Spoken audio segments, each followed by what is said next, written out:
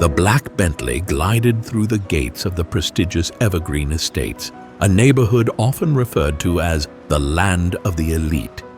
Perfectly trimmed hedges, lush green lawns, and opulent mansions stretched out before Marcus Holloway. He was no stranger to places like this, where elegance masked the unspoken rules that were never written down but strictly enforced. Marcus pulled up in front of a modern European-style mansion spanning nearly 10,000 square feet. The estate featured a sprawling garden, a private pool, and lavish interiors. Asking price $3.8 million. But for Marcus, the price wasn't the issue. He was here for one reason: to buy it. Marcus rang the doorbell. A moment later, the gate opened. Richard and Linda Thornton, the owners of the house, stepped out to greet their guest. Both were middle-aged, well-dressed, and carried an air of refinement. Yet their eyes betrayed a hint of scrutiny the moment they saw Marcus. "Mr. Holloway, please come in." Richard extended his hand for a brief, almost reluctant handshake. Marcus immediately sensed the hesitation in his tone. Inside, the mansion was just as stunning as it had appeared in the listing. High ceilings, sparkling crystal chandeliers, imported Italian hardwood floors. Marcus couldn't deny that this was a place worth living in. He sat down on the plush leather sofa and began discussing the purchase with the Thorntons.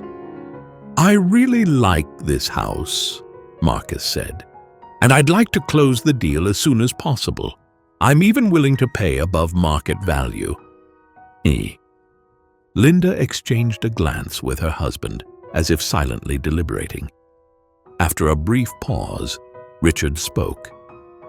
"I'm afraid it's unfortunate timing, Mr. Holloway. We've decided not to sell." Marcus raised an eyebrow. "Not selling? If I'm not mistaken, this house is still listed on the market, isn't it?" Linda let out a small, polite laugh, a thinly veiled mask of insincerity. "We just had a change of heart. This neighborhood has a very close-knit community, and we'd like to find someone who fits." "Fits?" Marcus repeated, the discomfort in their words creeping into his veins. Richard sighed, feigning reluctance. "Let's be honest, Mr. Holloway. We want to maintain the harmony of this neighborhood, and we just don't think that people like you would blend in here." Marcus remained silent for a moment. Their words didn't shock him, yet they still sent a familiar wave of frustration through him. "So, what you're really saying is that you don't want to sell to a black man?" Marcus asked, his gaze locked onto Richard's. Richard smirked. "That's not what we're saying, but you know, this neighborhood isn't meant for just anyone." Marcus clenched his fist slightly. He had heard these words hundreds of times before, a polished way of saying, "We don't want you here." Marcus hadn't even had the chance to stand up when another man stepped into the living room. John Wilkins, a neighbor of the Thorntons, had stopped by after hearing that someone was interested in the house. The moment he laid eyes on Marcus, his expression shifted. "Richard, is this the man looking to buy?" John asked, his tone laced with suspicion. "That's right," Richard responded with a forced smile. John let out a dry chuckle, crossing his arms over his chest. Well, I was wondering who it might be." He gave Marcus a slow, scrutinizing once-over. "This neighborhood isn't exactly the kind of place you're used to, is it?" Marcus immediately sensed the shift in the room's atmosphere. The thin veil of politeness had vanished, replaced by something far more hostile. "We've seen what happens to neighborhoods when outsiders start moving in," Linda added. "We're not going to let that happen here." Marcus let out a short laugh, but his voice was cold. "And what exactly do you think I'll do?" drive down your precious property values? We're simply protecting the integrity of our community, John interjected. You might not understand, but this neighborhood has a long history. We preserve it by maintaining our standards. Their standards. Marcus knew exactly what that meant. They weren't just rejecting him, they were rejecting the very idea of a black man of his status setting foot in their world. Linda's gaze hardened. We're not selling, and if you think of finding another way to buy this house, I suggest you think twice.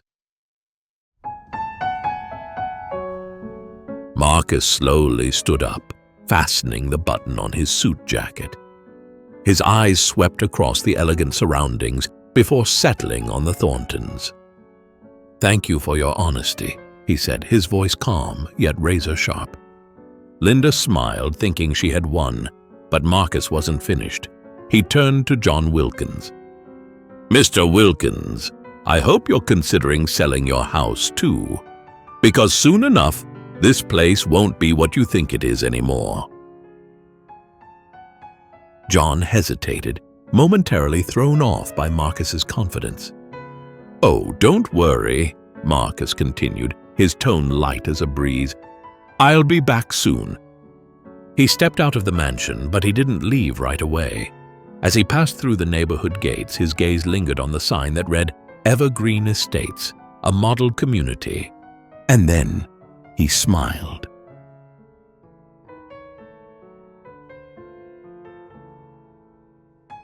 Two weeks later, Evergreen Estates remained as peaceful as ever. Linda sat in the living room, sipping a glass of red wine, her eyes fixed on the freshly signed contract from 2 days ago. $4 million, she murmured with satisfaction. More than the asking price. A great deal. Richard set his whiskey glass down on the table and leaned back on the sofa. That's it then. We finally sold the house to someone suitable. Both of them were certain that a wealthy white family would be moving in. But their joy didn't last long. Just 3 days later, when the real estate agent sent over the final paperwork with the buyer's details, the name Marcus Holloway appeared on the contract. Linda stared at the document, her hands trembling with rage. This can't be happening, she screamed. Richard snatched the papers from her, his eyes widening in shock. We've been tricked. Marcus hadn't purchased the house directly. Instead, he had used a well-known white real estate agent as an intermediary, keeping his true identity hidden. The contract was legally binding. The house now belonged to Marcus. Early the next morning, Linda stormed into the local law office, demanding a way to nullify the contract. We were deceived! The buyer hid his true identity, she shouted, slamming both hands onto the lawyer's desk. The lawyer simply shook his head. Mrs. Thornton, the contract was signed legally. No terms were violated. This is fraud, Linda cut in. We cannot allow someone like him to live here. The lawyer frowned slightly. Someone like him. Linda blinked but quickly adjusted her tone. What I mean is, this is a historic neighborhood. We have certain standards. He doesn't belong here. The lawyer's expression turned cold. You're trying to cancel the contract solely because the new homeowner is a black man? Linda stiffened. That's not what I meant, she stammered, but the flush of red creeping up her face betrayed her. The lawyer calmly gathered his papers, his voice steady but sharp. I'm afraid you have no legal grounds for a lawsuit. If you wish to pursue this, I suggest finding another attorney. Linda shot up from her chair, so furious she nearly knocked over the glass of water on the desk. If the law won't help us, she seethed, then I'll handle it myself. That very afternoon, Linda called an emergency meeting with the neighbors. They gathered in the Thorntons' living room, wealthy, influential, and deeply conservative residents of Evergreen Estates. "We cannot let this happen," Linda began, her voice filled with frustration. A middle-aged man spoke up. "I thought the new owner was supposed to be a respectable family." "No." Linda gritted her teeth. "It's Marcus Holloway, someone we don't want here." Murmurs spread through the room. "Who is he?" a woman asked. "A businessman. Very wealthy," John Wilkins replied. "But he doesn't belong in this neighborhood." Linda slapped her palm against the table, demanding their attention. "If we don't do something, this place will change forever." "We need to act." It didn't take long for Linda and John Wilkins to draft a petition opposing Marcus's move into the neighborhood. The official reason? To preserve the cultural integrity of the community. They went door to door, urging residents to sign. Some hesitated. "We can't just stop someone from legally buying a home." "But if we do nothing," Linda pressed, "Evergreen Estates won't be the same for long." Over 50% of the neighborhood signed. They submitted the petition to the Homeowners Association, HOA, requesting a review of the new homeowner. They even proposed buying the house back at a higher price, hoping Marcus would walk away. But Marcus didn't budge. He remained calm, observing everything, waiting for the right moment. 2 days after Marcus moved into Evergreen Estates, an emergency meeting was held at the neighborhood community center. More than 50 residents attended, the tension in the room palpable. They weren't just there to protest Marcus, they wanted him gone. A middle-aged man was the first to stand. "This neighborhood has a long-standing tradition," he declared. "We don't want to change the atmosphere that we've built." Another person nodded. "We've spent decades shaping this community. We just want it to stay the way it is." Linda Thornton, wearing a smug expression, rose from her seat. Slowly, she said, "I have nothing personal against you, Marcus, but I think you understand. Some places just aren't meant for everyone." The room murmured in agreement. Marcus sat quietly observing. When Linda finished, he slowly got to his feet, every eye in the room locked onto him.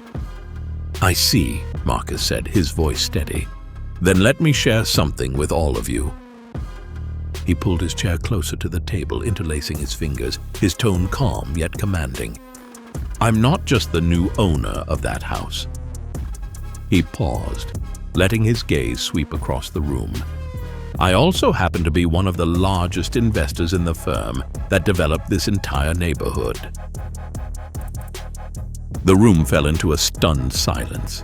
Linda's brows furrowed. Richard turned to his wife, confusion flashing across his face. "I hold a 15% stake in the real estate firm that manages Evergreen Estates," Marcus continued, "which means that if I choose to, I can directly influence the future of this neighborhood." Linda's face went pale.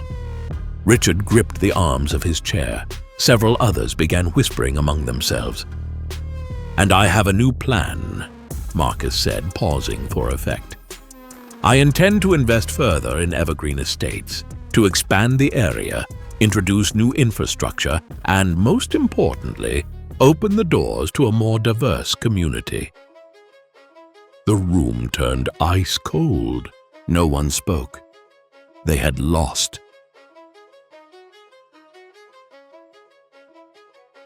The next day, major newspapers ran headlines about the incident. "Wealthy family refuses to sell home due to racial bias, but they made their biggest mistake." Evergreen Estates faces a major shift, a gated community, no longer a forbidden zone. The Thorntons were publicly accused of racial discrimination in real estate transactions. Linda, once the head of the neighborhood council, now found that same council turning its back on her. Richard, seething with frustration, turned to his wife. If you hadn't tried to drive him away from the start, none of this would have happened. The #Open Neighborhoods movement spread rapidly, putting pressure on affluent communities to end their unspoken policies of exclusion against black homeowners and minority groups. Human rights organizations joined the cause, calling for real estate policy reforms to prevent racial discrimination in homeownership. Evergreen Estates was no longer the same. Not only did Marcus stay, but many other black families began considering purchasing homes in the area. Anyone who had once supported Linda Thornton now had to face an undeniable truth. The neighborhood was changing, and there was nothing they could do to stop it.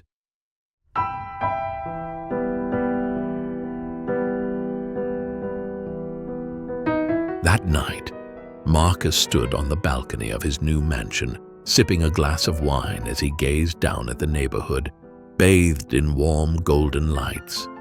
He reflected on everything that had happened. They had tried to push him out. They had used their power to force him to leave, but in the end, there was nothing they could do to stop him from changing the system. Marcus smirked. "They thought they could keep me out," he murmured. "But sometimes the best way to beat the system is to become the one who has the power to change it." He stepped inside, pulled out his phone, and dialed his assistant. "Tomorrow, I want a meeting with the Real Estate Development Board. We're going to expand housing projects in Evergreen Estates." He paused for a moment, then chuckled softly. "And make sure we welcome everyone." On the wall of Marcus's living room hung a framed portrait of Dr. Martin Luther King Jr. Beneath it, a famous quote was inscribed, "The arc of the moral universe is long, but it bends toward justice." Marcus stared at the words, nodding slowly. Justice doesn't come immediately, but if we don't give up, it will come. He set down his glass of wine, crossed his arms, and gazed out the window. Evergreen Estates would never be the same again, and that was the real victory.